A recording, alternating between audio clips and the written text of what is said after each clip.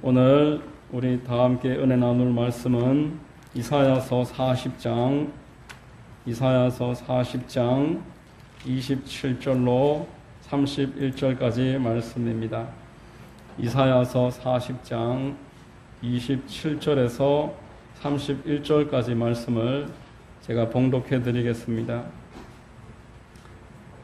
야곱아, 어찌하여 내가 말하며 이스라엘아, 내가 이르기를 내 길은 야훼께 숨겨졌으며 내 송사는 내 하나님에게서 벗어난다 하느냐? 너는 알지 못하였느냐? 듣지 못하였느냐?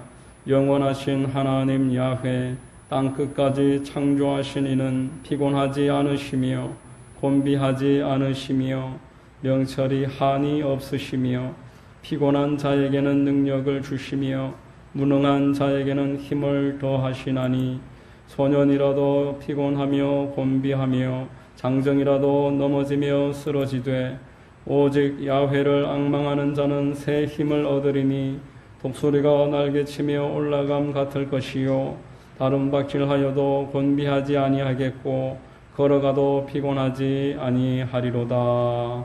아멘. 저는 봉독해드린 이사야서 40장 27절로 31절까지 말씀을 통해서 야훼를 앙망하는 자라는 제목의 말씀에 은혜를 나누겠습니다. 성령께서 우리 모두에게 큰 은혜와 깨달음을 주시기를 바랍니다. 이사야서를 전체 성경 전서의 축소판이다 이렇게 말을 합니다. 성경 전서가 구약 39권 또 신약 27권 이렇게 해서 66권인데 이 창세기부터 요한계시록까지 모든 성경이 이 구조와 의미 모든 면에서 이사야서에 축약되어 있다라고 그렇게 이야기합니다. 구조 면에서도 이사야서가 66장이고 또 1장부터 39장까지는 구약 성경처럼 하나님의 공의와 심판과 경고, 교훈, 사람이 하나님께 대해서 지켜야 할 의무에 관해서 하나님이 사람을 유익하게 하시기 위해 주신 이 율법에 대해서 기록되어 있습니다. 그러나 어디 사람이 바른 길만을 택할 수가 있습니까? 알아도 그 길을 갈 수가 없고 자존심 때문에 회복할 수 있는 길이 눈앞에 있어도 스스로 그 길을 걷어차버리는 것이 인간이라는 존재의 특징입니다. 그리해서 이사야서 40장에 보면은 하나님이 신약 성경에와 같이 은혜 위에 은혜를 선포하시기 시작합니다. 스스로의 힘으로 하나님의 뜻대로 살아가지 못하는 자들에게 하나님이 은혜 위에 은혜를 주신 예수님을 보여주셨던 것처럼 하나님의 은혜가 보여지고 있는 것입니다. 지금 여러분들에게도 하나님의 은혜가 흐르고 있음을 믿으시기를 바랍니다. 하나님이 여러분들에게 오늘도 은혜를 주셨기 때문에 우리가 하나님 앞에 나올 수 있는 것입니다.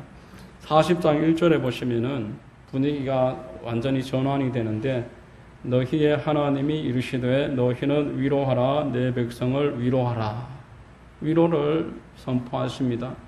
이 단락의 마지막 절인 11절에 보면은 그는 목자같이 양떼를 먹이시며 어린 양을 그 팔로 모아 품에 안으시며 젖먹이는 암컷들을 온순히 인도하시리로다 라고 합니다. 팔로 품에 안으시고 인도함을 받는 것이 양떼의 위안일 것입니다. 하나님의 자녀된 자들이 하나님이 그 품에 품으시고 지금도 인도하고 있다는 것을 확신하게 되면은 그것이야말로 하나님이 주시는 큰 평안이고 성도의 축복인 것입니다. 그저 하나님을 앙망하기만 하면은 이러한 은혜를 주시겠다고 하셨는데 우리가 이 앙망에 대해서 놓칠 수 없습니다. 그래서 이 앙망하는 자에 관해서 오늘 몇 가지로 말씀의 은혜를 나누겠습니다. 첫 번째로 하나님은 사람을 아십니다.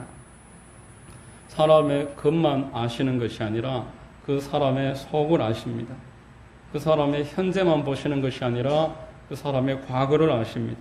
27절 말씀에 야곱아 어찌하여 내가 말하며 이스라엘아 내가 이르기를 내 길은 야훼께 숨겨졌으며 내 송사는 내 하나님에게서 벗어난다 하느냐 이렇게 이야기합니다. 야곱이라는 그 이름의 뜻은 빼앗는다, 뒤꿈치를 잡고 늘어진다 그런 의미입니다. 야곱의 전반부의 삶은 그 이름 그대로 살았습니다. 형의 장자권을 빼앗고 속여서 그것을 탈취하고 아버지에게 축복을 거짓말로 형 행세를 해서 축복을 내려받았습니다. 구약에서 거짓말쟁이의 대명사로 야곱을 꼽을 수가 있습니다. 이런 야곱이 밧단 아람으로 가서 외삼촌 라반을 만나 자기가 했던 그대로 거두게 됩니다. 계속 빼앗기고 뒷덜미를 잡히고 그 자리에 눌러앉아서 20년 동안 계속 이용만 당합니다. 야곱이 거짓말쟁이라면은 라반은 완전 사기꾼입니다. 만날 만한 사람을 하나님이 늘 만나게 하시는 것입니다. 하나님께서 긍휼히 여기시어 자기 몫을 챙겨서 돌아왔던 야곱이지만 20년 동안 벼르고 별렸던 쌍둥이 형 에서가 400명의 군사를 거느리고 죽이겠다고 쫓아나옵니다. 자기의 짐승들은 이미 지쳤고 아이들은 어립니다. 도망갈 수도 없고 싸울 준비도 되지 않았습니다. 진퇴양난의 처지에 빠진 것입니다. 붙잡을 것은 하나님밖에 없어서 그 야복강에서 하나님께 밤새도록 간구하고 매달리고 의지해서 하나님으로부터 축복을 약속받습니다. 하나님이 환도뼈를 치시고 이름을 이스라엘이로 그렇게 주십니다. 하나님과 겨루 이긴 자, 이런 뜻입니다. 27절 본문에서 야곱아 그리고 이스라엘아 이렇게 두 번 부르시는 것은 하나님이 네가 지금 이스라엘이지만 너의 과거 야곱도 내가 알고 있다, 그것을 의미하는 것입니다. 너에게 관해서 내가 다 알고 있는데 왜 너는 너에 대해서 내가 모른다고 말하느냐, 너에 대한 그 송사를 왜 숨겨졌다고 그렇게 오해하느냐, 이렇게 말씀하는 것입니다.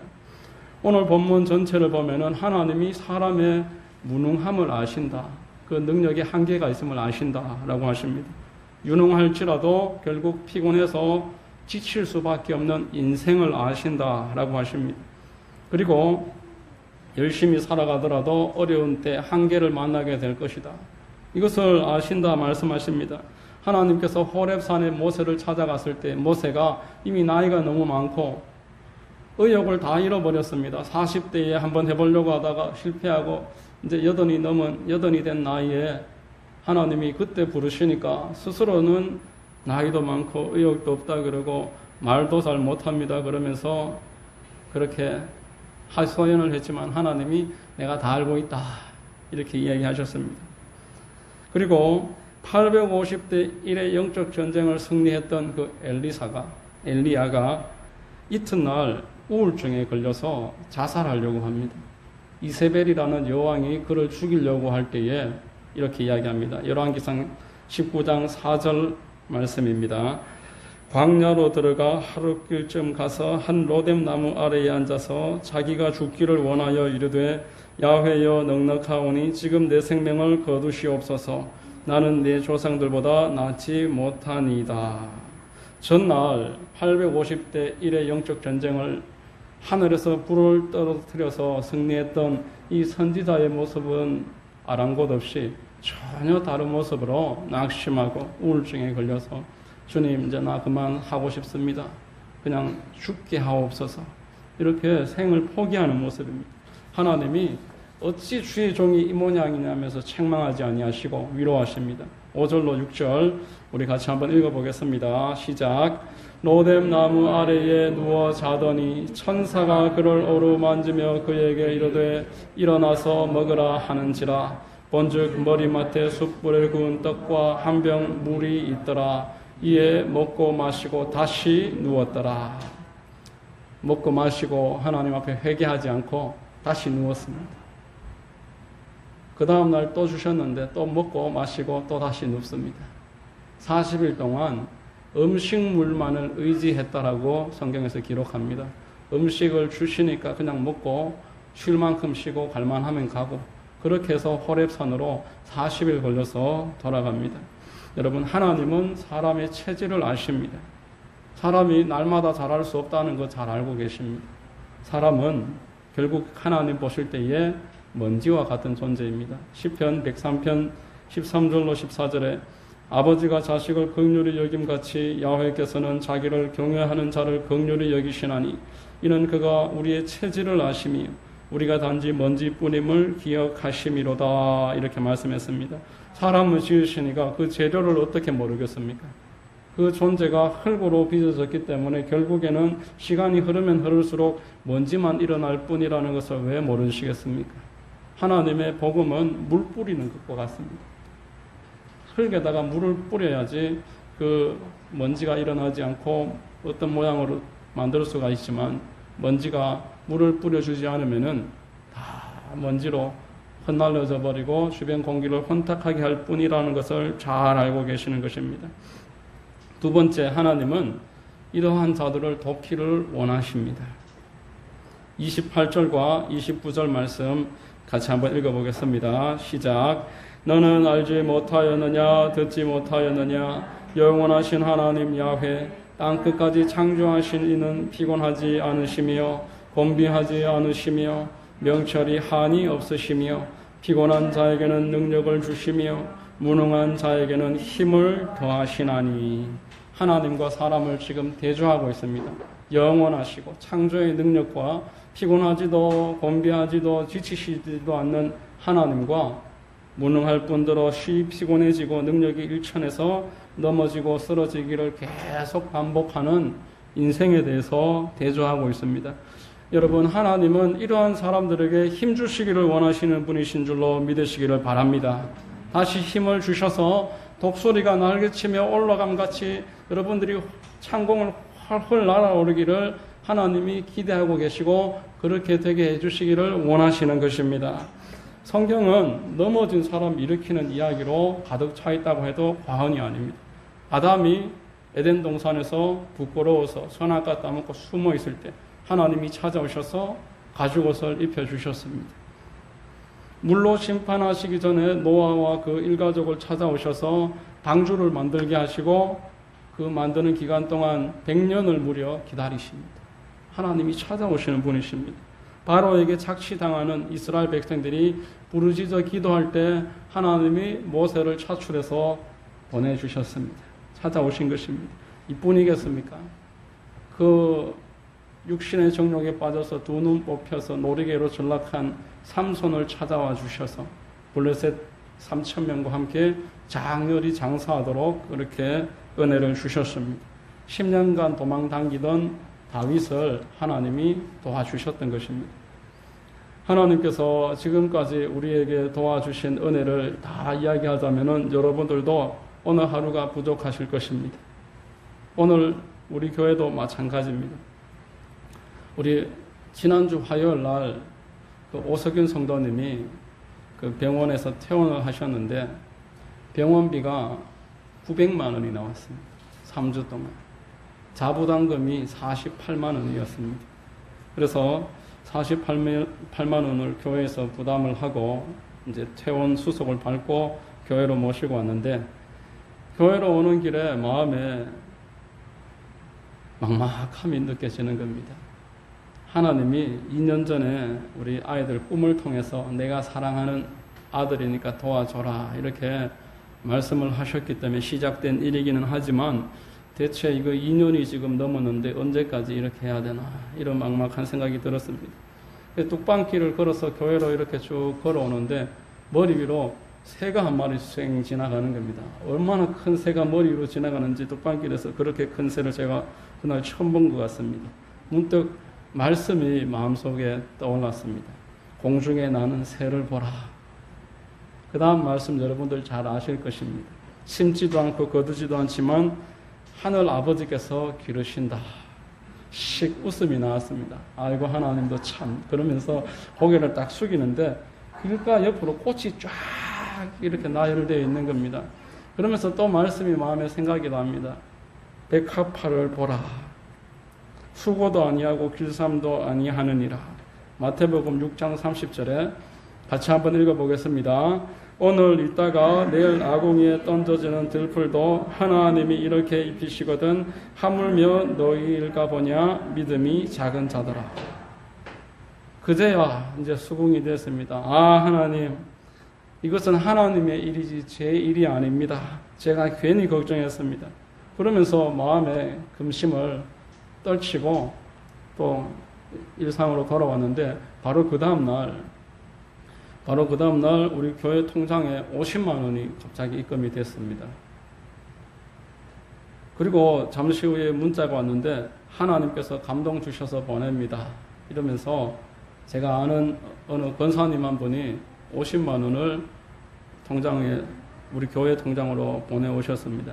이 권사님이 지난 4년 동안 1년에 한 번 정도 선물을 항상 정성껏 포장을 해서 1년에 한 번 정도 예고도 없이 한 서너 번 보내셨는데 헌금으로 보내신 것은 처음이었습니다.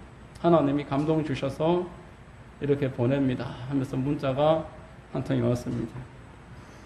그 순간에 제 마음이 얼마나 기뻤는지 어떻게 말로 표현할 수가 없습니다. 그 액수가 기뻤던 것이 아니라 전날 하나님이 말씀하신 것이 이처럼 신실하게 고스란히 우리에게 다 적용이 된다는 것이 너무나 기뻤습니다. 시편 146편 5절 말씀에 보면은 야곱의 하나님을 자기의 도움으로 삼으며 야훼 자기 하나님에게 자기의 소망을 두는 자는 복이 있도다 라고 말했습니다.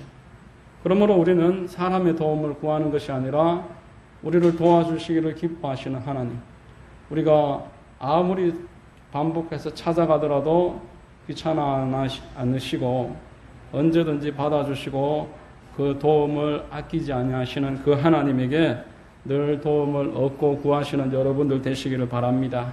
세 번째로 하나님께 힘을 얻는 일의 전제 조건이 오늘 본문에 기록되어 있습니다. 여러분 빌립보서 4장 6절에서 7절에 이렇게 말씀합니다. 아무것도 염려하지 말고 오직 모든 일에 기도와 간구로 너희 구할 것을 감사함으로 하나님께 아뢰라. 그리하면 모든 지각에 뛰어난 하나님의 평강이 그리스도 예수 안에서 너희 마음과 생각을 지키시리라. 그리하면이라고 전제가 붙어 있습니다.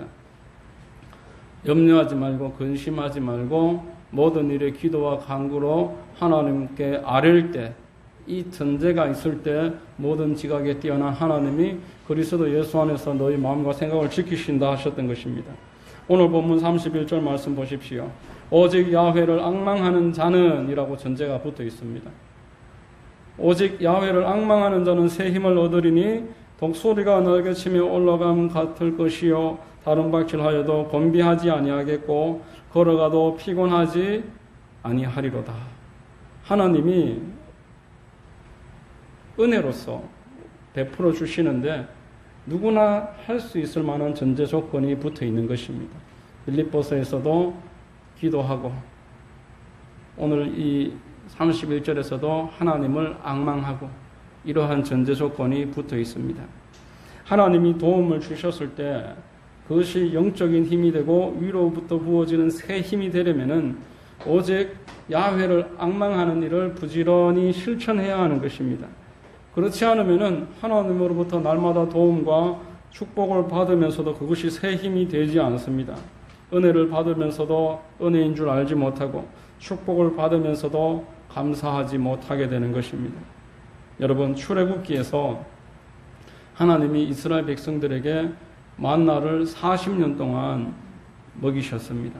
하나님이 그것을 먹도록 정해 주셨습니다. 얼마나 감사한 일입니까? 하나님이 날마다 하늘에서 빛처럼 40년 동안 안식일 날은 그 전날 갑절로 거두게 하시고 신실하게 먹이셨습니다. 처음에는 기뻤습니다. 출애굽기 16장 31절에 이스라엘 족속이 그 이름을 만나라 하였으며 가시같이 희고 맛은 꿀 섞은 과자 같았더라. 완전 꿀꽈배기다 하면서 기뻐서 아이들하고 가족이 둘러앉아서 그 꿀과자를 맛있게 먹었습니다. 그런데 한참 먹다 보니까 이제 시들시들해졌습니다. 불평이 나옵니다.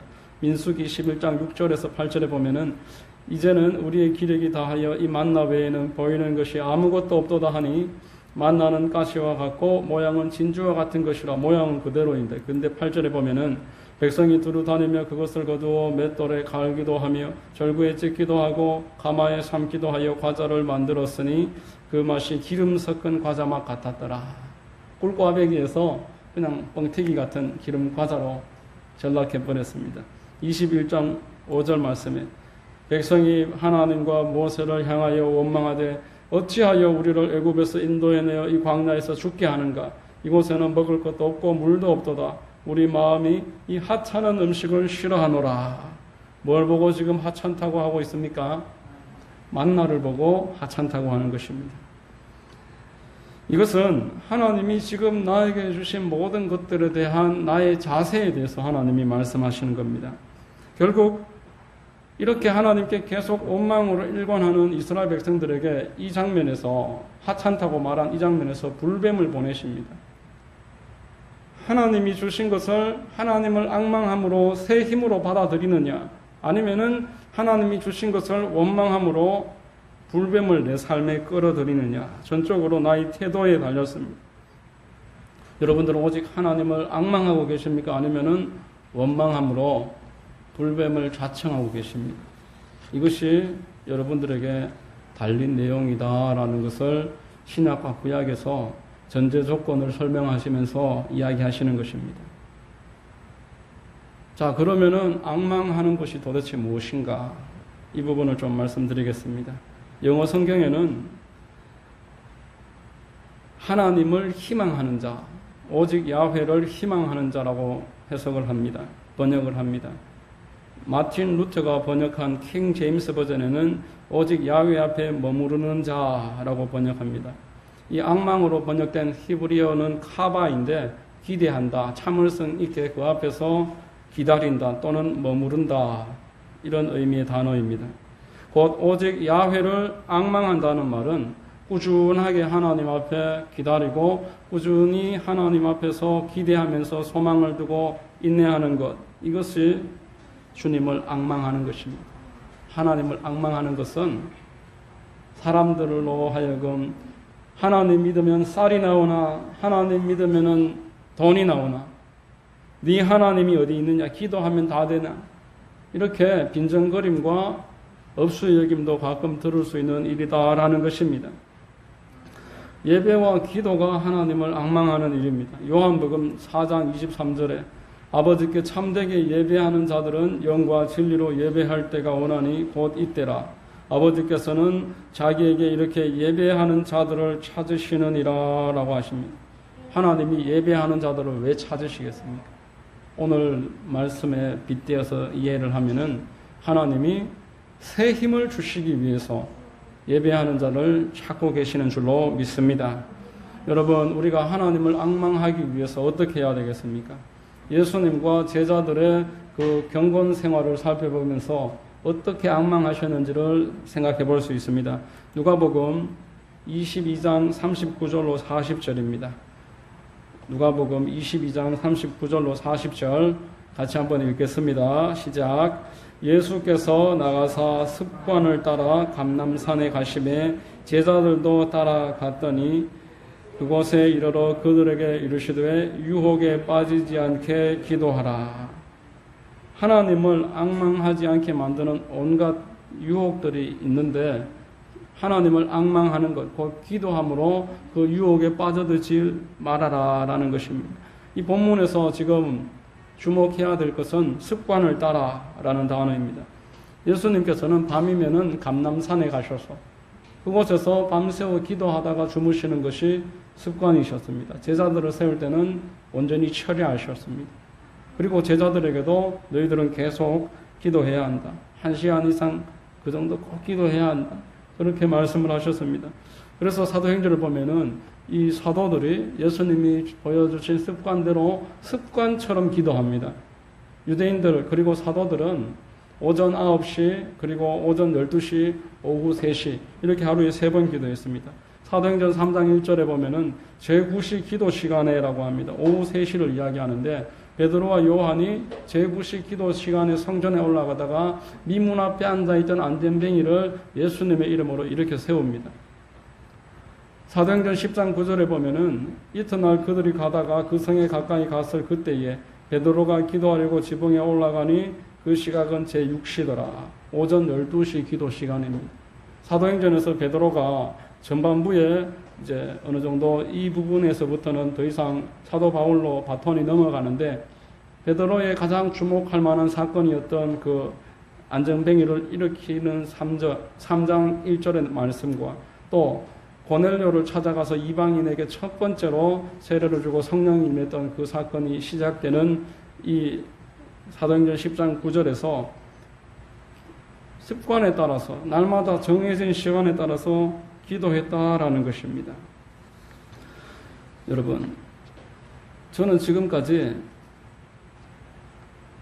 1시간 기도를 매일 하시는 분은 봤어도 한 달에 한 번 1시간 기도하시는 분은 못 봤습니다.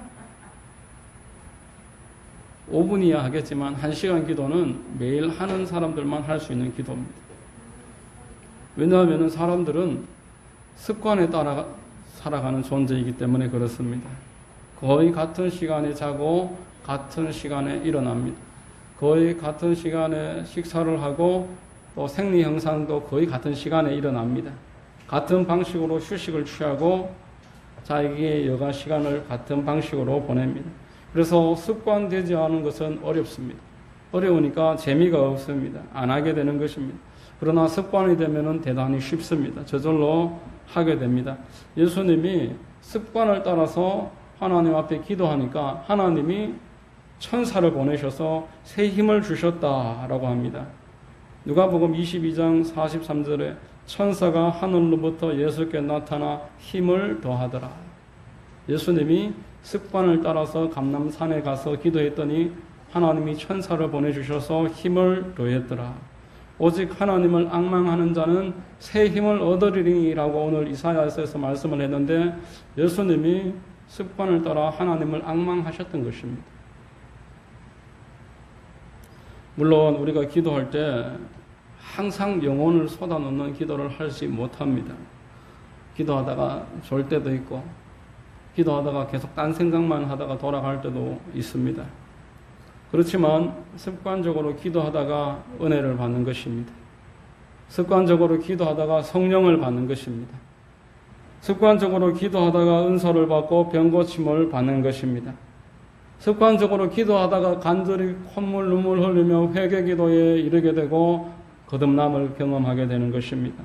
여러분, 오늘 이 말씀을 맺겠습니다. 하나님이 여러분들을 잘 아십니다. 여러분들의 과거와 현재에 대해서 다 아시고 극과 속의 모든 것에 대해서 다 알고 계십니다.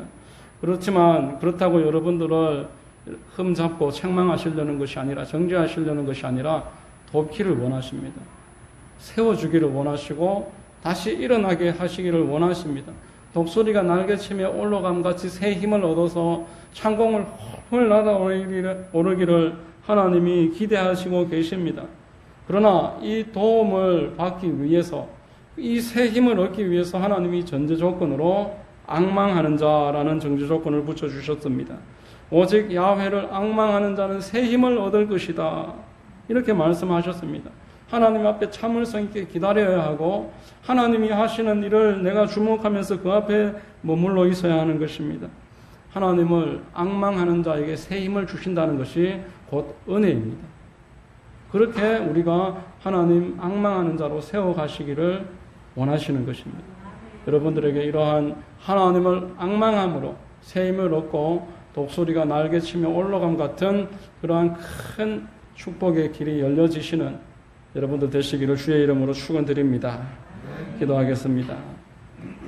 좋으신 하나님 감사합니다. 오늘 우리에게 은혜 주시고 하나님을 앙망하는 자에게 독수리 날개치며 올라감 같은 회복의 길을 허락하신다고 하시니 감사합니다. 우리를 아시는 하나님, 우리를 돕기를 원하시는 하나님, 이 하나님의 마음을 깨닫게 하시고 하나님의 뜻 안에서 승리하도록 우리들을 붙잡아 주시옵소서. 모든 것을 믿사오며 예수님의 이름으로 기도합니다. 아멘.